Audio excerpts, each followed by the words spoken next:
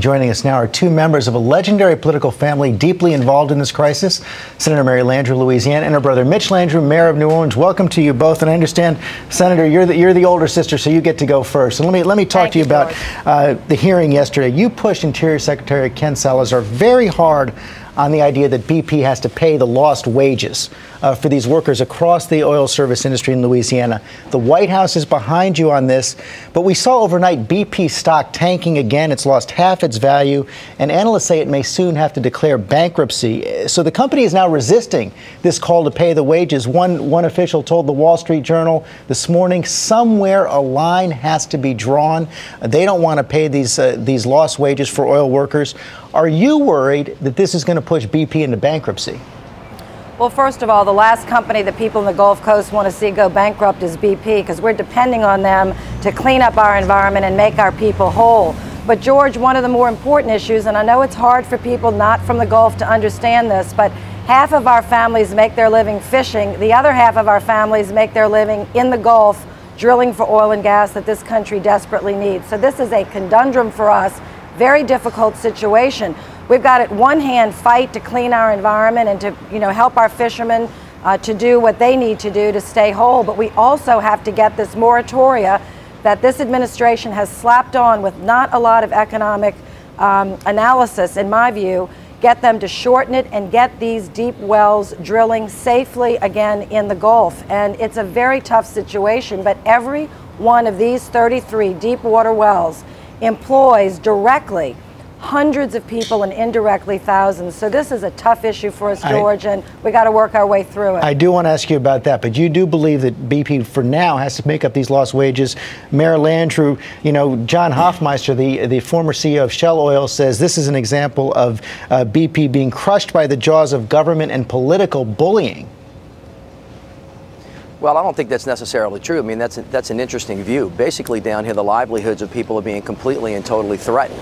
And as a consequence of that, all of these people are watching that their futures go away. It's really important that BP step up to the plate and do what they can. And of course, there's a low level of confidence. The well still hasn't been capped. The oil hasn't been captured. The oil hasn't been cleaned up. And now the claims process is kind of difficult. So, the frustration is high and in a sense, very justified. This isn't our first rodeo. We've been through this before. And unfortunately, we know it's coming and it's very hard and it's not pleasant looking. And as you point out, that well still hasn't been capped. We're looking at it right now. And that brings me back to you, Senator Landrieu.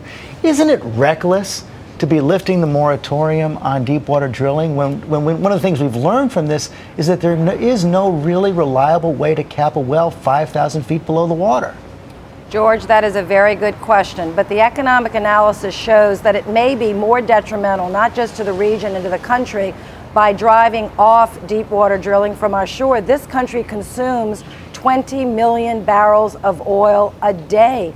We're only producing 9 million. So the question is, does everyone want to park their cars the next 30 days? Now, I'm very serious about this. We have to make sure these rigs are safe. No one's saying that, not Mitch, not myself. But it can be done. The analysis for the 33, like SWAT teams, can go in, check everything, make sure they are sufficient, make sure that they are going to operate safely with extra safety, but let them get back to work. But just to be clear, we have thousands of companies, George. There are thousands of companies in the Gulf Coast that will also go bankrupt if we're not careful. But as you say, we have to make sure they are safe, and those 33 drill rigs have not yet been fully tested. Shouldn't they be fully tested?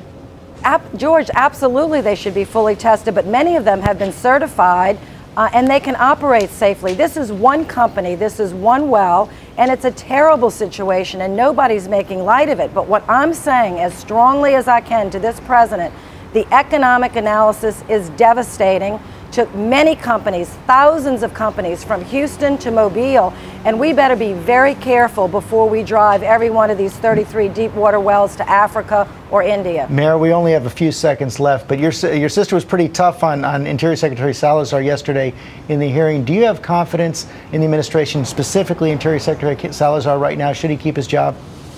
Oh, absolutely. Well, let me say this. He's got to do his job well, as does the president, and they're working really hard at it. But just think about the position that the people in the Gulf Coast are in. You're damned if you do and you're damned if you don't. This country has allowed us to be the tip of the spear for this nation's energy security and national security, and they won't give us the money back that we need to protect ourselves. That's really the big picture. And there are a lot of different things coming at us at one time. The people down here are frustrated. We want to keep the focus on BP.